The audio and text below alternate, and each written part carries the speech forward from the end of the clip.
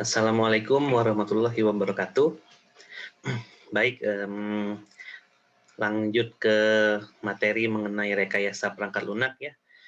Kali ini saya ingin menjelaskan mengenai salah satu daripada metode yang bisa kita pakai dari Agile Development ya, yaitu Scrum. Nah, Scrum ini adalah salah satu dari software development life cycle yang modern ya, jadi pendekatan modern, di mana dia menggunakan prinsip-prinsip ya daripada Agile yang diimplementasikan dalam suatu development yang kita namakan dengan Scrum. Dan Scrum ini juga ada banyak dipakai ya oleh perusahaan-perusahaan kelas dunia untuk membangun suatu perangkat lunak. Baik, bagaimana Scrum itu? Kita lihat aja ya. Jadi ini saya ambil slide-nya dari open source ya, Mountain Goat Software yang menjelaskan mengenai Scrum. Oke, Scrum in 100 words katanya. Scrum itu adalah salah satu daripada Agile proses ya. Jadi Agile itu banyak ya, ada Scrum, ada Extreme Programming, ada Kanban, ada RUP dan lain-lain.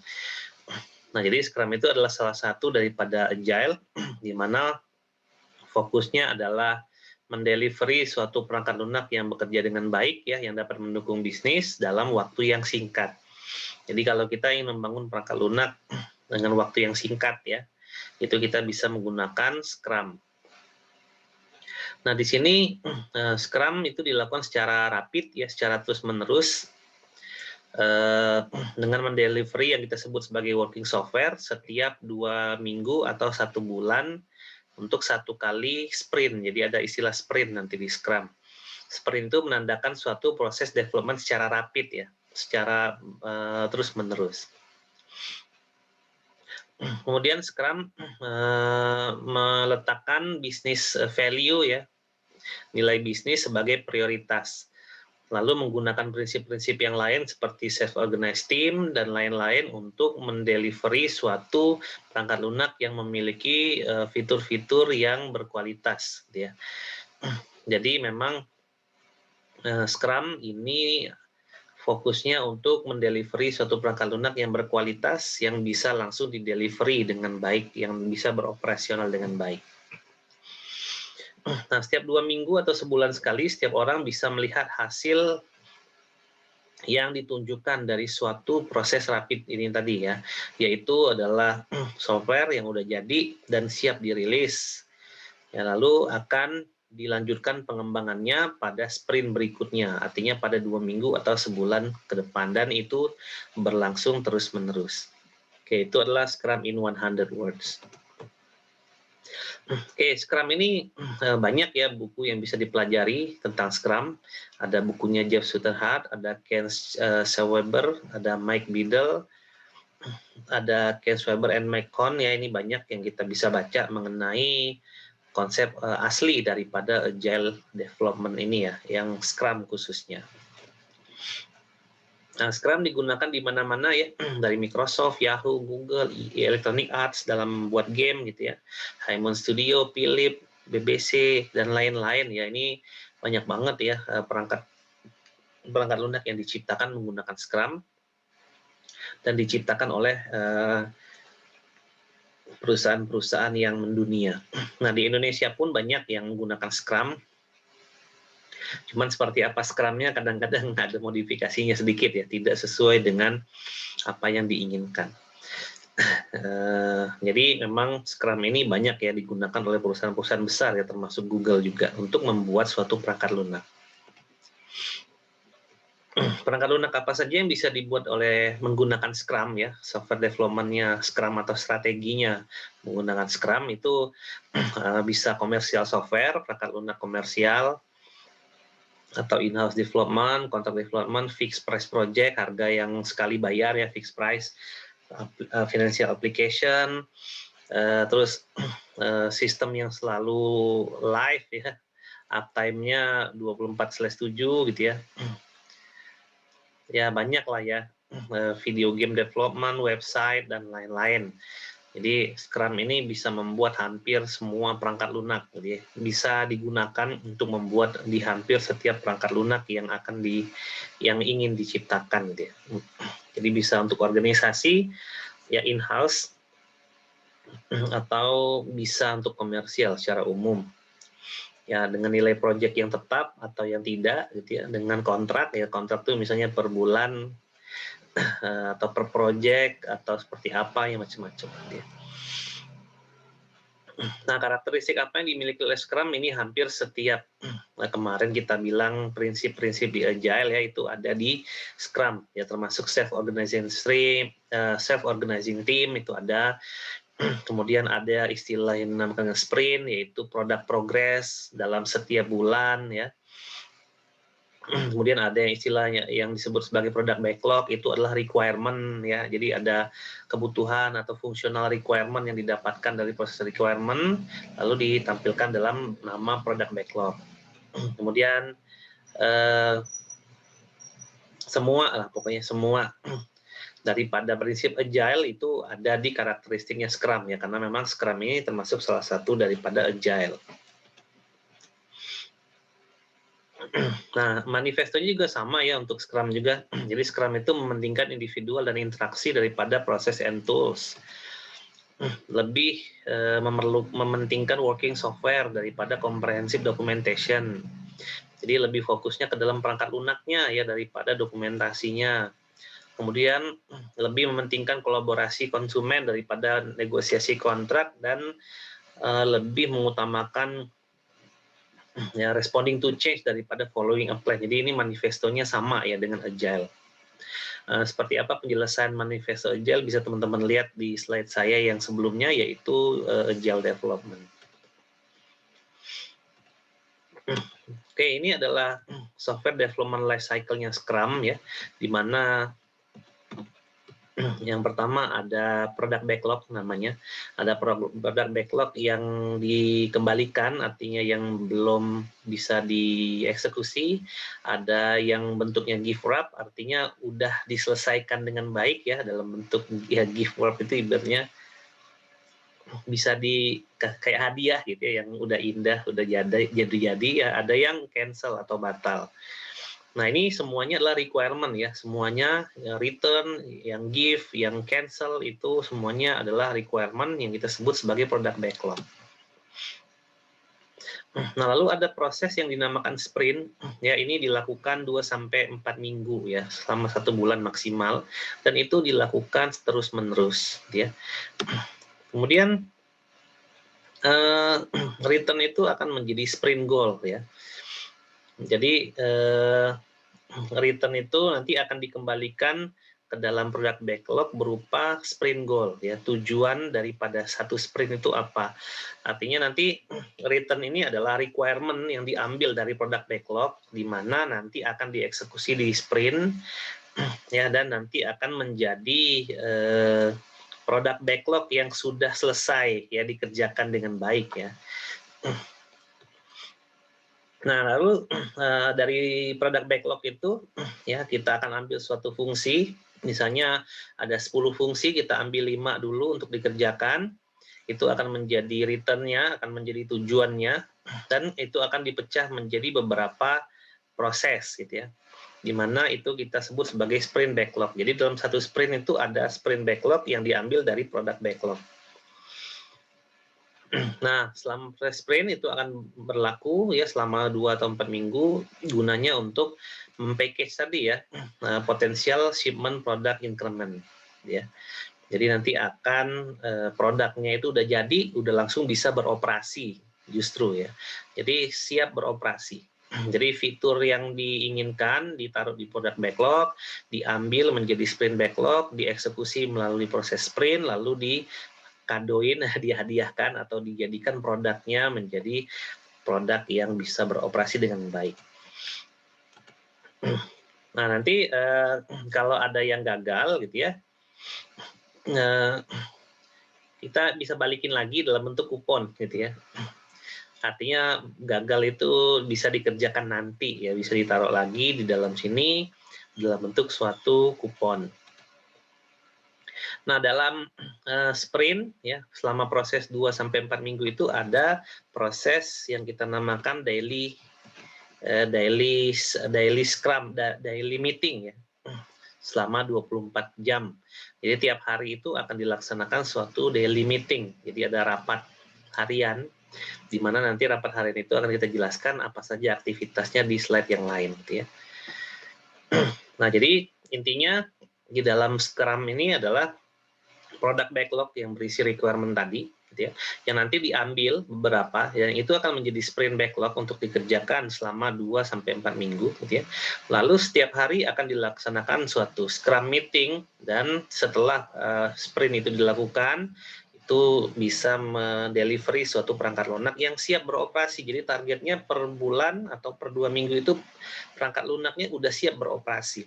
Artinya semua desain, ya, coding, testing itu dilakukan selama proses sprint itu, selama 1 bulan. Nah, yang didesain, yang dites, yang di-coding itu apa? Itu dari requirement yang ada. Jadi, desainnya itu dilakukan selama proses sprint untuk memenuhi sprint backlog yang diambil dari product backlog, ya, intinya itu. Jadi, ada yang namanya sprint tadi, ya. Jadi, progres dilakukan setiap 2 minggu atau sebulan yang kita namakan dengan sprint. Ya, di extreme programming juga ada istilah itu. Kemudian dilakukan secara konsisten durasinya, ya, untuk mendapatkan irama pekerjaan yang lebih baik. Jadi kalau misalnya 2 minggu atau 1 bulan, ya, itu kira-kira gitu, ya. Jadi semua nanti desain, coding, dan testing itu dilakukan selama proses iterasi di sprint tadi selama 1 bulan. Nah, bedanya apa, ya, sequential dengan overlapping development. Jadi Scrum ini atau Agile itu disebut overlapping gitu, ya, overlapping development. Nah, kalau sequential itu kan kita lihat bahwa di SDLC yang klasik sequential artinya requirement, design, kode, testing itu dilakukan satu-satu. Kemudian baru aplikasinya di-deliver di akhir. Jadi daripada kita mengerjakan ya semuanya dan hanya menghasilkan satu, gitu, ya, mending kita eksekusi semuanya tapi sedikit demi sedikit. Artinya kalau sequential itu kan kita lakukan satu persatu, ya, dalam satu waktu, gitu, ya, lalu hasilnya satu. Itu kan gede, ya, ibaratnya ingin menghasilkan 10, maka 10 di requirement, 10 di desain, 10 di kode, 10 di testing, 10 di aplikasi misalnya. Nah, mending kita kerjakan satu-satu. Jadi satu requirement, satu desain, satu code, satu testing, satu fitur, satu aplikasi yang di delivery. Nanti lakukan lagi satu requirement, satu desain, satu kode, satu tes, satu delivery. Nah, jadi lebih baik seperti itu, dan itu adalah konsep dari Scrum. Jadi tidak langsung semuanya dikasih, gitu, ya, tapi dikasih dikit-dikit, ya, demi menjaga kualitas. Nah, dalam suatu sprint kan tadi kita ambil requirement-nya dari product backlog. Nah, itu tidak boleh ada perubahan. Artinya apa yang harus dieksekusi dari sprint itu harus dieksekusi dengan sempurna. Perubahan bisa terjadi nanti, ya, ketika akan memulai sprint berikutnya, ya, di bulan depan atau di 2 minggu kemudian. Nah, melalui proses evaluasi dulu, ya, yang kita sebut sprint retrospektif, nanti akan dijelaskan lagi. Nah, kita memiliki beberapa framework Scrum di sini, ya. Ada roles, ada ceremonies, dan ada artifact. Jadi di Scrum ini ada 3 role, ya. Tidak harus 3 orang isinya, 3 role. Jadi tiga pekerjaan. Yang pertama yang kita sebut product owner, yang kedua kita sebut Scrum Master, lalu yang ketiga kita sebut sebagai tim. Biasanya memang product owner ini terdiri dari 1 orang, ya. Scrum Master juga 1 orang, tim yang banyak, gitu, ya. Kemudian ada seremoni di sini. Seremoni itu hal-hal yang harus dilakukan selama proses sprint. Itu ada sprint planning, ada sprint review, ada sprint retrospektif, lalu ada daily Scrum meeting. Jadi di proses Scrum ini nanti akan ada sprint planning sama review, itu biasa dilakukan di awal dan di tiap sprint, gitu, ya. Lalu ada sprint retrospektif, itu dilakukan di akhir untuk mengevaluasi fase sprint ini, yang kemudian akan diputuskan apakah berjalan, lanjut, atau berhenti, gitu, ya. Lalu ada daily Scrum tadi, ya, tiap hari. Kemudian dia menggunakan 3 artifak, 3 dokumen yang dia pakai Yang pertama adalah product backlog, ya, dia menjelaskan fitur-fiturnya, kemudian diambil jadi sprint backlog dan ada burn down chart itu untuk membuat suatu timeline pekerjaan ya. Nah, kita mulai dengan role ya, product owner, scrum master dan tim. Product owner itu adalah orang yang memiliki project ini. Artinya dia yang nanti akan mendefinisikan fitur apa yang akan ada di dalam suatu produk ya. Dia juga yang akan memutuskan kapan aplikasi ini akan dirilis dan konten isinya apa aja. Dia juga akan bertanggung jawab terhadap ROI ya, profit dari produknya. Jadi apabila fungsi atau aplikasi ini selesai, itu profitnya apa. Kemudian dia juga yang memprioritaskan fitur mana saja yang memiliki prioritas tinggi, rendah, sedang, dan lain-lain. Kemudian dia bisa yang mengatur fitur apa saja yang menjadi prioritas yang harus dikerjakan di tiap iterasinya. Misalnya fitur A dan B itu dikerjakan di sprint 1, C dan D di sprint 2, dan lain-lain sesuai dengan kebutuhan. Kemudian dia juga yang mengevaluasi apakah suatu sprint itu berhasil atau tidak ya. Jadi dia yang menyetujui atau membatalkan hasil pekerjaan. Nah, itu adalah product owner, ya, dia pemilik daripada project. Kemudian ada Scrum Master. Scrum Master ini adalah orang yang independen ya antara product owner dan tim. Nah, jadi dia yang Scrum Master ini yang akan memanajemen dari sisi project. Nah, gitu ya. Lalu dia juga yang akan melakukan suatu penilaian terhadap nilai daripada project dan praktis dari Scrum. Jadi dia yang akan mengedukasi ya bagaimana tim harus melakukan apa ya dalam proses Scrum. Dia juga akan mengedukasi konsumen yang berinteraksi bersama dalam proyek ini dan lain-lain ya. Kemudian dia menghilangkan gangguan ya, remove impediments, itu menghilangkan gangguan. Artinya apapun yang mengganggu dalam tim ini ya, apapun ya. Nah, dia harus hilangkan. Ya, misalnya gangguan itu bisa berupa programmernya sakit, jadi dia tidak bisa menyelesaikan sprint backlog-nya dia, ya dia harus mencari apa gitu ya alternatif. Misalnya dia bisa menambah programmer baru atau dia bisa membuat programmer yang lain menjadi bekerja 2 kali lipat untuk membackup pekerjaan ini karena kan ada target-targetnya gitu ya. Ya tentunya kalau kita ngomongin masalah gaji, kita bisa menggajinya menggunakan man hour ya, artinya pekerjaan orang itu di hari itu ya dikasih ke orang lain karena pekerjaan itu kita bisa hitung selama per jam ya, per jam itu berapa man hour-nya. Jadi honor atau gaji tiap orang ya di dalam suatu tim itu bisa berbeda-beda gitu ya. Kemudian dia yang meyakinkan bahwa tim bisa berfungsi dengan baik dan produktif. Jadi kalau ada hal-hal yang bikin tim itu tidak berfungsi dengan baik ya, hal internal atau eksternal apapun ya, dan membuat tim itu secara tidak produktif ya, dia harus menanggulangi itu. Misalnya laptop rusak lah, apalah gitu ya. Nah, dia yang harus bisa bukan menghandle, dia harus bisa manage itu gitu ya. Bukan harus dia yang handle, dia manage aja gitu ya. Yang handle boleh orang lain, tapi dia yang ngatur. Ya, kemudian dia yang menjalankan komunikasi, yang mengatur komunikasi ya antar semua role, semua team member, yang customer juga termasuk tim, ya. Dengan project owner juga dia mengatur itu semuanya agar mereka bisa berkomunikasi dengan baik, ya. Lalu dia juga melindungi dari gangguan-gangguan eksternal. Jadi apa gangguan yang tidak penting gitu ya, misalnya satu orang ternyata mengerjakan di 2 project, tapi bukan project, salah satunya bukan project yang ada ya, atau yang dihandle oleh satu Scrum Master. Nah, dia harus bisa menjaga itu gitu ya. Artinya jangan nerima project yang lain dong, lu fokus di sini dulu karena memang pekerjaan lu di sini bakal banyak dan lain-lain gitu ya. Jadi itu adalah tugasnya Scrum Master. Nah, Scrum Master sendiri memiliki sertifikasi sih sebenarnya dalam Scrum ya.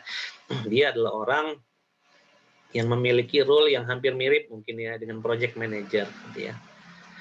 Cuman dia lebih kompleks pekerjaannya karena dia juga harus mengatur manusia dan sumber daya lain ya, mengatur komunikasinya juga dan seterusnya. Cuman dia bukan pemutus ya, tapi dia bukan yang memutuskan apakah software itu udah selesai atau tidak, bukan, itu adalah product owner. Kemudian ada tim. Nah, tim itu makanya di Scrum ini biasanya terdiri dari 5 sampai 9 orang. Artinya kalau kita ingin mengadaptasikan Scrum ya menjadi suatu strategi atau SDLC dalam bangun perangkat lunak, itu nggak bisa kalau misalnya timnya 1 orang ya. Karena Scrum Master sama Project Owner aja udah 2 tuh jadi ya. Jadi kalau misalnya kita bikin perangkat lunaknya sendirian gimana ya, pakai yang klasik aja ya seperti waterfall atau prototype, itu bisa di-handle sendiri gitu ya. Kemudian 5 sampai 9 orang tuh dia cross fungsional, artinya harus memenuhi semuanya. Jadi ada programmernya, ada testernya, ada user experience designernya, UI designernya, ada semuanya lah ya, jadi semuanya. Ada semuanya, ada customernya, gitu ya, itu semuanya. Jadi semua, jadi tidak ada saat yang double job ya, ibaratnya tidak programmer merangkap tester, itu nggak ada ya. Jadi semuanya harus cross fungsional karena untuk menjaga objektivitas. Kemudian semua member harus bekerja secara full time, namun ada juga yang bisa dadakan ya. Artinya seperti database administrator itu kan bisa bekerja apabila diperlukan saja gitu ya. Kalau tidak diperlukan ya tidak masuk ke dalam tim. Tapi yang lain biasanya harus bekerja secara full time. Nah, itu adalah tim ya. Nah, tim ini harus self organizing, dia harus tahu gitu ya, pekerjaan dia apa, yang harus dia lakukan itu apa, dia harus tahu, dan mereka bisa berkomunikasi dan melakukan organisasi manajemen terhadap pekerjaan dan diri dia sendiri gitu ya. Ya artinya tidak ada jam kerja misalnya, pokoknya sehari itu untuk fitur ini dikerjakan selama 6 jam misalnya, ya udah, mau dia kerjanya dari jam 1 malam sampai jam 6 juga nggak masalah gitu ya. Lalu ketika dia mau ngerjakan juga siang, ya jam 12 sampai jam 6 nggak masalah juga. Jadi dia bebas saja mau ngerjain itu kapan, asal pekerjaan dia selesai ya, yang sudah di planning atau yang sudah ditentukan di hari itu. Jadi self organizing aja. Siapa yang harus dia hubungi misalnya, ya dia ya yang cari tahu gitu ya. Dia harus ngapain ya dia sendiri, misalnya dia nggak bisa bikin apa ya dia cari tahu sendiri gitu ya. Seperti apa yang dia harus lakukan untuk menyelesaikan pekerjaannya. Jadi biasanya memang di Scrum itu nggak ada jam kerja ya. Kalau ada pun jam kerja minimal cuma durasinya doang. Tapi mulai dan berhentinya boleh kapanpun. Lalu tim ini bisa berganti ya orang-orangnya dalam sprint, bukan dalam sprint apa, ketika sprintnya berganti. Misalnya sprint 1 orangnya si A, si B, si C. Di sprint 2 bisa diganti tuh si A, si B, dan si E misalnya, karena E memang diperlukan untuk sprint yang kedua, karena sprint kedua itu sudah membahas tentang mengeksekusi fitur-fitur mengenai API misalnya, dan si E itu yang bisa API, itu aja sih. Jadi selama proses sprint terjadi, tim ini jangan diganti sebaiknya. Tapi kalau udah berganti sprint, ya tim akan boleh berganti tergantung dari sprint backlog yang diambil dari produk backlog yang akan dieksekusi. Karena dia tadi harus cross fungsional kan, jadi dia tidak merangkap. Nah, itu adalah role-nya. Kemudian kita berangkat ke seremoni ya, ada 4. Sprint planning, sprint review, sprint retrospektif, lalu ada diary scrum meeting. Nah, biasanya dalam planning meeting ya, ini yang akan dieksekusi gitu ya. Jadi nanti ketika kita akan menginisialisasi project kan biasanya kita udah tahu tuh tim kita siapa aja ya, kapasitas tim. Lalu kita sudah dapat requirement-nya dalam bentuk produk backlog ya. Lalu kita udah dapat tuh business condition-nya ya. Lalu kita dapat produk current produknya, dan kita udah dapat tuh teknologinya apa aja. Nah, dari tim capacity, product backlog, business condition, current product, dan teknologi, kita lakukan sprint planning meeting untuk tiap sprint ya. Ya, tim capacity itu step-nya kita, product backlog itu requirement yang diambil di proses requirement. Jadi requirement-nya itu di luar sprint ya, di luar Scrum. Sprint itu lebih ke kode, desain, kode, implementation, testing, sama deliver aplikasi gitu ya. Kemudian definisi teknologi, produk, current product, business condition itu dilakukan di proses requirement semua. Nah, ketika ini sudah didapat, baru kita lakukan sprint meeting di awal. Jadi selama 2 minggu ke depan atau 1 bulan ke depan itu kita meeting dulu. Apa yang dimitingkan itu adalah prioritas ya, sprint prioritization itu untuk mewujudkan sprint goal-nya tadi ya. Yang mana sprint goal itu nanti bisa menjadi tujuan selama 2 minggu atau 1 bulan kita akan mengeksekusi sesuatu dari produk backlog, gitu ya. Jadi kita lakukan analisa dan evaluasi dulu terhadap produk backlog. Misalnya ada fungsi yang harus diselesaikan segera, gitu ya, karena memang akan dipakai aplikasinya dengan cepat. Nah, itu bisa jadi prioritas di sprint awal, di sprint yang pertama. Lalu tujuannya apa? Nah, itu juga kita bisa ambil dari produk backlog yang ada ya, yang misalnya itu dieksekusi dengan baik, maka itu bisa menjadi suatu tujuan yang baik. Jadi yang pertama, sebelum sprint dimulai, kita lakukan sprint meeting dulu. Yang pertama kita tentukan mana dari produk backlog tadi yang akan kita eksekusi dan itu akan menjadi goal. Ya. Lalu kita lakukan planning yang kedua. Nah, planning inilah yang akan didefinisikan menjadi sprint backlog yang diambil dari produk backlog tadi. Jadi nanti fitur-fitur yang akan dieksekusi dari produk backlog itu kita kerjakannya seperti apa misalnya. Ya. Misalnya ada fungsi untuk menambah data pelanggan. Ya, nambah data pelanggan itu kan kita ada komponennya ya, ada tampilannya, ada database-nya, ada operasional, ada logiknya dan lain-lain. Nah, itu kita taruh di sprint backlog tuh, gitu ya. Jadi nanti di sprint backlog itu misalnya tambah dari produk backlog ada fungsi yaitu tambah data pengunjung misalnya. Nah, kan kita harus desain dulu tuh data pengunjungnya.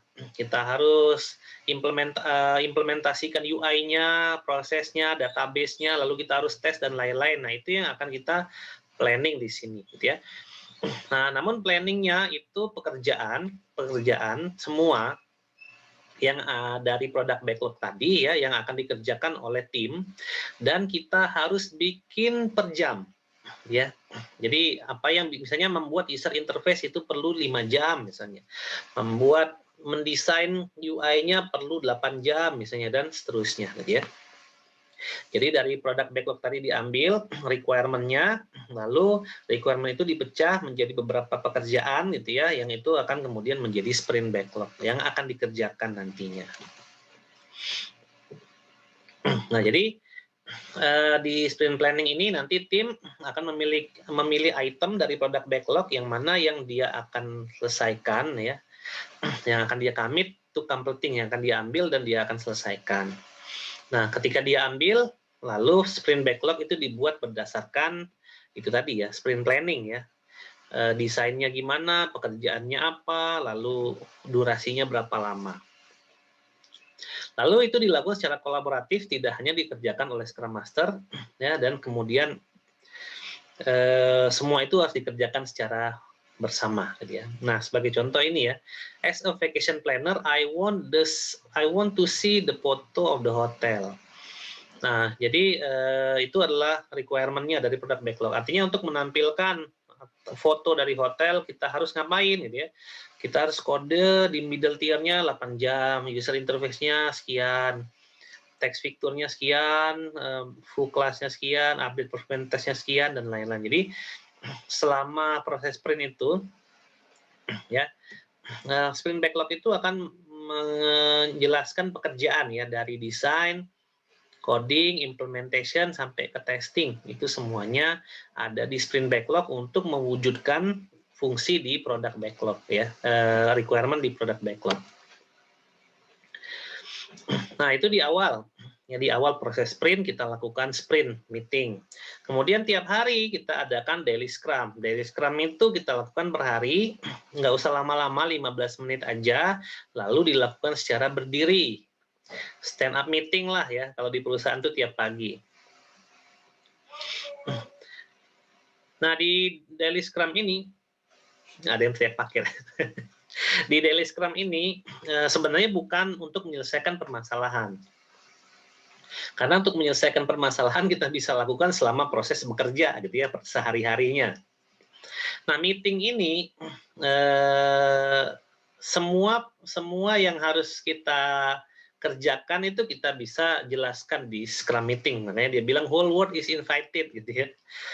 Apa yang nanti akan menjadi kendala, apa yang nanti akan kita eksekusi, apa yang menjadi problem, itu kita bisa ceritakan, tapi bukan menyelesaikannya ya. Kalau menyelesaikannya nanti di pekerjaan ini cuman menyampaikannya saja gitu ya. Nah, biasanya yang di daily scrum ini yang berbicara itu adalah team member, scrum master, sama product owner. Kemudian daily scrum ini kenapa dilakukannya sebentar? Karena untuk menghindari meeting-meeting yang tidak perlu. Nah, apa saja yang nanti akan mereka jawab gitu ya. Jadi semua orang, ya termasuk product owner, scrum master, sama tim, memiliki 3 pekerjaan terhadap mereka pribadi. Ya, jadi apa yang kau kerjakan kemarin, apa yang kita kerjakan kemarin, apa yang akan kita kerjakan hari ini, dan apa yang menjadi kendala. Is anything in your way ya. Jadi kalau saya adalah programmer, saya jelaskan di yang saya kerjakan hari itu adalah saya berhasil menyelesaikan tas saya di hari itu, ya, tas untuk mengeksekusi fungsi X misalnya. Nah, yang akan saya lakukan hari ini adalah menyelesaikan fungsi Y, ya. Yang menjadikan kendala adalah untuk menyelesaikan fungsi Y di hari ini, kemungkinan, nah gitu, itu untuk yang hari ini. Nah, apabila yang kemarin dia tidak selesai, ya fungsi X-nya dia tidak selesai, maka dia bisa ceritakan, saya tidak bisa menyelesaikan fungsi X. Jadi apa yang dia lakukan kemarin adalah menyelesaikan fungsi X. Apa yang dia akan lakukan hari ini? Melanjutkan mengerjakan fungsi X. Apa yang menjadi kendala dia? Kendala dia adalah dia jadinya menggeser schedule-nya dia gara-gara laptopnya rusak kemarin. Nah, itu dia jelaskan, gitu ya. Nah, jadi di sini, bukan these are not status of Scrum Master. Artinya Scrum Master dia tidak ternyata ya. Scrum Master dia tidak memiliki pertanyaan ini, tapi pertanyaan-pertanyaan ini Scrum Master yang memanage-nya nanti. Yang kemudian setelah meeting ini dia baru akan berkolaborasi dengan timnya untuk menyelesaikan masalah ya kalau ada masalah gitu ya. Nah, kemudian ada sprint review, ini biasanya dilakukan di akhir. Sprint review itu dilakukan apabila perangkat lunak yang fitur-fitur dari backlog tadi ya, yang akan dieksekusi itu sudah selesai dalam 1 kali sprint, gitu ya. Nah, biasanya di sini bentuknya adalah demo dari fitur yang dieksekusi, yang udah dikerjakan. Demonya itu bisa ke konsumen atau ke user atau ke klien secara langsung, gitu ya. Nah, dalam Scrum ini juga kita bisa mengundang klien, makanya dibilang di sini whole world is invited. Klien atau user bisa kita undang dalam daily Scrum ini apabila diperlukan, gitu ya. Nah, sprint review lanjut. Ini bentuknya adalah demo, tidak perlu slide show, tidak perlu, jadi langsung aplikasi aja. Dilakukannya tidak usah secara formal, secara informal saja. Jadi kalau ada yang tidak hadir juga nggak masalah, gitu ya. Nah, dilakukan biasanya 2 jam. Ya, semua tim termasuk user, customer, product owner, scrum master, tim yang melakukan sprint itu semuanya diundang dan invite the world itu artinya bisa mengundang siapapun gitu ya, selain tim, ya klien, customer, stakeholder yang lain itu bisa diundang semuanya di sprint review. Termasuk di daily scrum itu semuanya selain tim member itu bisa diundang ya, makanya dia bilangnya whole world invite the world. Kalau sini, kalau yang tadi itu whole world is invited, semua orang bisa diundang yang terlibat ya. Nah, ini dilakukan di akhir 2 minggu atau di akhir bulan untuk mendemokan aplikasi. Lalu ada sprint retrospektif, ini digunakan setelah demo. Jadi setelah demo, terus kemudian itu disetujui, kemudian diinstal, dioperasikan dengan baik. Nah, kita kan akan menuju sprint berikutnya kan. Fitur mana lagi dari produk backlog yang akan kita ambil. Nah, itu kita evaluasi dulu selama sebulan ini kita seperti apa.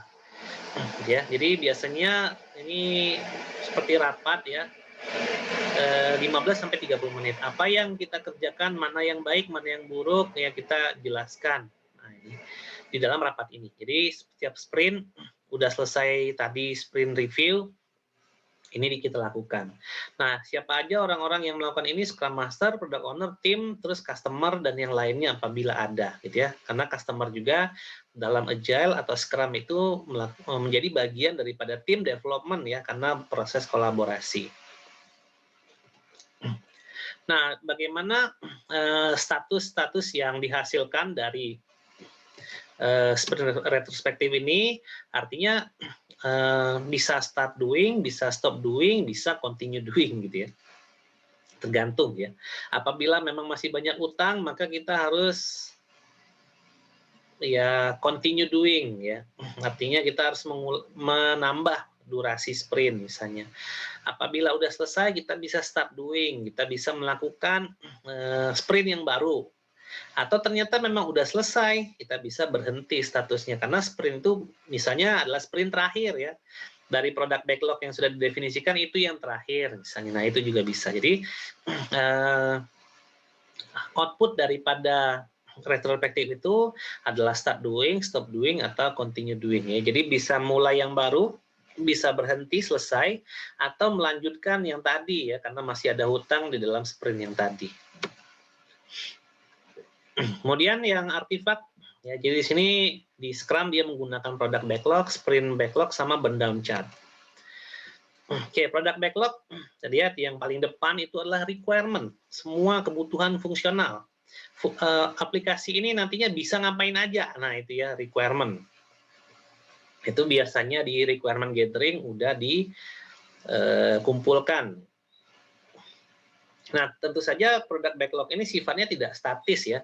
Di tengah jalan bisa jadi product backlog ini bisa bertambah, bisa berkurang. Ya, karena tadi Agile atau Scrum ini kan mengakomodir perubahan ya. Jadi bisa jadi product backlog itu nanti bisa nambah, bisa kurang. Artinya fiturnya tadi udah didefinisikan itu bisa jadi nggak ada, atau bisa nambah fitur yang lain atau fungsi yang lain. Ya. Nah, yang pasti yang mana nanti fitur-fitur atau fungsi yang menjadi prioritas itu bisa dieksekusi dan dipilih oleh product owner-nya dan akan diprioritaskan ulang ya ketika sprint itu berjalan. Ya, misalnya untuk sprint yang pertama kondisi backlog-nya adalah fungsi A itu menjadi prioritas. Lalu B, lalu C. Tapi ketika sprint yang kedua bisa jadi yang A udah selesai, tapi prioritasnya berbeda. Jadi bukan yang B lagi yang kedua, tapi yang C yang kedua, baru yang ke B. Nah, itu bisa terjadi gitu ya. Jadi bisa diprioritaskan ulang ya untuk tiap sprint. Selama proses sprint itu nggak boleh ya. Jadi sprint itu ketika dia dieksekusi tidak boleh ada perubahan. Kalaupun ada mau perubahan, maka sprint itu selesai dulu, kemudian untuk sprint berikutnya baru itu boleh mengakomodasi perubahan dari produk backlog yang ada, gitu ya. Termasuk fungsi yang tadinya sudah dieksekusi dalam suatu sprint boleh direvisi kembali. Dia dibalikin ke produk backlog dalam bentuk kupon tadi ya. Itu adalah fungsi yang harus direvisi karena itu belum menjadi target ternyata. Itu nggak masalah di dalam proses sprint. Nah, product backlog bisa menggunakan simple format seperti ini ya. Backlognya apa saja, ini semua requirement ya. As a hotel employee, I can run ini. As a guest, I can ngapain. Lalu estimate itu bisa menunjukkan suatu prioritas ya. Prioritas pekerjaan, prioritas waktu, dan lain-lain ya. Nah, lalu ada sprint goal. Ini statement yang kita bisa pakai ya dalam pekerjaan untuk fokus selama sprint. Apa saja, macam-macam tadi ya. Dari sisi aplikasinya, dari sisi keuangan, dan lain-lain ya. Macam-macam lah ya. Di sini seperti apa sprint goal-nya, itu bisa didefinisikan dari product backlog. Ini udah kita jelaskan tadi di awal ya, di dalam proses sprint planning ya, ada sprint goal-nya nanti. Nah, kita bisa lihat macam-macam ya, dari sisi apanya, macam-macam lah ya. Dari sisi financial service, life science, database application, dari user interface, dari dan lain-lain, itu bisa kita definisikan tujuan kita apa gitu ya. Misalnya secara finansial, tujuannya bukan ke programmernya, honornya berapa bukan ya, tapi secara finansial mendukung bisnis atau tidak gitu nantinya. Yang harusnya kendala-kendala dalam membuat satu report itu kendalanya waktu, ruang tenaga, jarak dan lain-lain, akhirnya dibikin streaming, akhirnya dia bisa membantu finansial gitu misalnya, financial service. Kemudian dari kebutuhan secara tenaga gitu ya, dengan adanya online bla bla bla, maka kita tidak perlu tuh kemana-mana gitu ya, terus knowledge-nya lebih mudah dipakai, itu life science-nya, terus dari database-nya seperti apa gitu ya, itu adalah goal-goal dari proses sprint. Karena sprint tadi ketika kita plan, ya kita tentukan mana dari produk backlog yang akan diambil, lalu di situ diciptakan goal-goalnya itu dari aplikasinya dan bermanfaat bagi customer atau user yang menggunakan dari sisi manapun gitu ya. Kemudian produk backlog tadi akan menjadi sprint backlog gitu ya. Nah, sprint backlog harus di-manage sedemikian rupa gitu ya. Sehingga memang pekerjaan itu kita lakukan harian dan kita hitung per jam gitu ya. Nah, dalam sprint backlog ini biasanya masing-masing tim akan mengambil atau memilih pekerjaan yang dia inginkan. Cuman kadang-kadang banyak orang yang lebih milih pekerjaan yang mudah gitu ya, sehingga mau tidak mau Scrum Master suka turun tangan ya dalam memilih pekerjaan ini gitu ya. Nah, nanti tiap member itu dia bisa ngambil, dia bisa menghapus atau mengganti sprint backlog. Artinya dia bisa menyelesaikan itu dengan cara dihapus, atau dia bisa mengganti dengan pekerjaan lain. Artinya mungkin dia lagi mentok di pekerjaan itu, sehingga dia mengerjakan pekerjaan yang lain dulu, misalnya gitu, bisa gitu ya. Jadi ada pekerjaan-pekerjaan yang belum beres, itu bisa disimpan lagi ke dalam sprint backlog, kemudian nanti kita akan eksekusi itu di dalam tenggang waktu sprint itu juga boleh gitu ya. Jadi intinya di sini yang mengatur sprint backlog itu semuanya adalah tim, karena Scrum atau Agile itu kan punya self-organizing team ya. Dia yang harus mengerjakan. Tim yang harus memanage pekerjaan-pekerjaan dia ya selama proses sprint itu, dibantu oleh Scrum Master tentunya.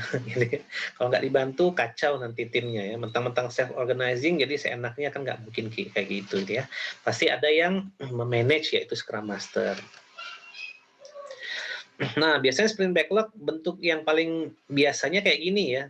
Misalnya kode, tes, ya pokoknya berkaitan dengan desain, kode, tes, kode, desain, implementation test itu semuanya ada ya. Dan bisa didetailkan yang mana yang dikodekan, yang mana yang didesainkan itu bisa didetailkan. Dan per hari ya, dan selama sehari itu per jam ya. Makanya maksimalnya ya 24 jam ya. Ya contoh ini di hari Senin, code user interface 8 jam di hari Senin, code middle tier 16 jam. Nah ini kan bukan berarti user interface dengan middle tier ini satu orang, enggak ya. Kalau satu orang masa dia kerja 24 jam ya enggak. Jadi ini bisa code user interface itu dilakukan oleh programmer UI misalnya. Code middle tier itu oleh programmer API misalnya, itu yang ngerjain gitu ya. Lalu ada tes, itu dikerjakan oleh testernya. Jadi ini kalau kita punya 1, 2, 3, 4, 5, bisa jadi ini dikerjakan 5 orang ya. Tapi boleh juga paralel, asal masuk akal aja ya pengaturan jamnya. Jangan terlalu over.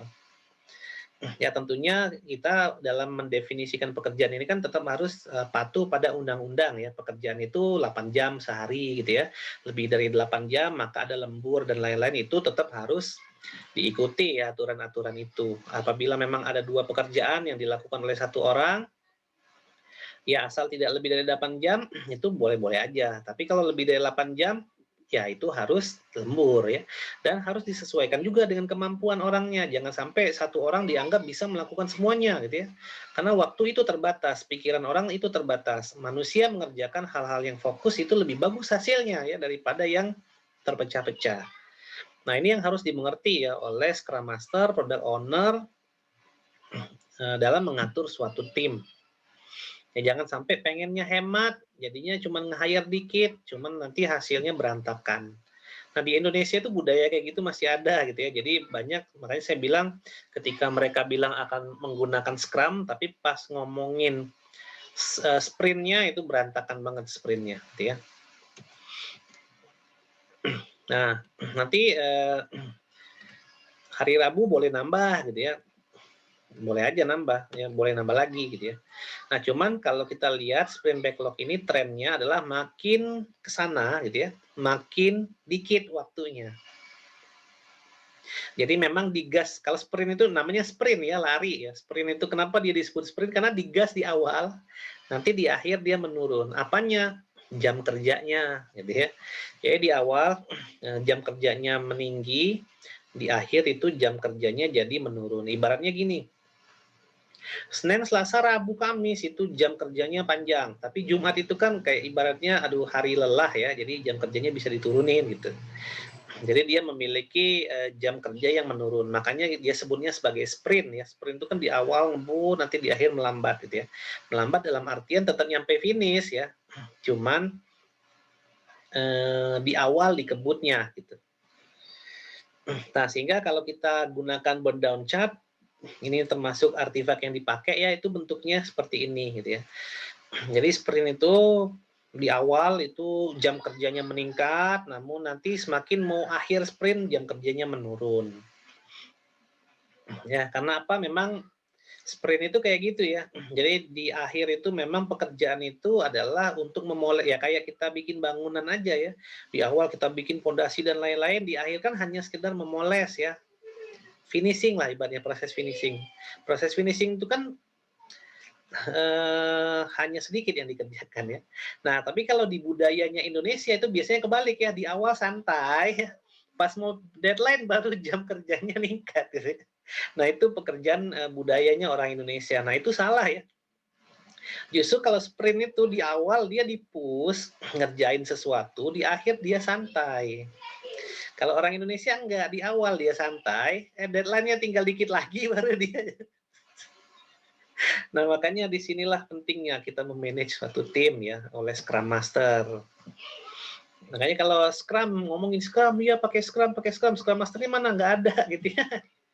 Ya udah berantakan semuanya. Dan ini banyak ya, bahkan sekelas company besar pun di Indonesia yang tidak perlu saya sebutkan mereknya itu juga entah nggak ngerti, entah nggak punya software engineer terbaik ya mereka nggak bisa mengeksekusi Scrum dengan baik gitu ya.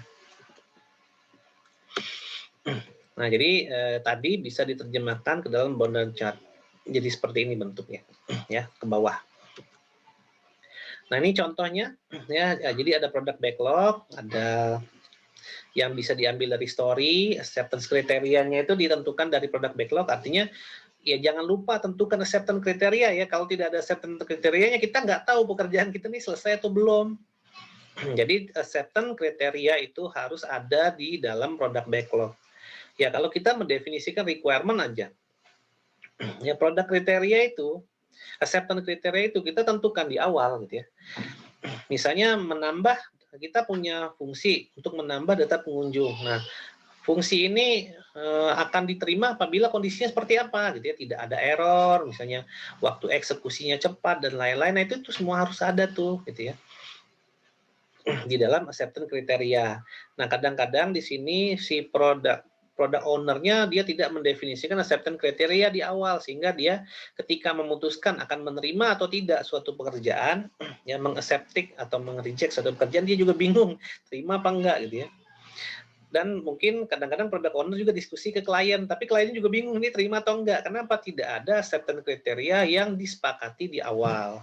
Nah, ini banyak banget yang fatal karena di Indonesia itu modelnya kalau dia udah product owner atau product manager misalnya itu modelnya ngebos gitu ya, kayak yang lain bisa lah atur-atur aja lah gitu ya. Enggak, padahal mereka punya peran juga dalam suatu tim gitu ya, bukan cuman minjem nama, ibaratnya bukan cuman simbol doang gitu ya, tapi dia juga punya pekerjaan. Nah, itu orang Indonesia kebanyakan gitu ya.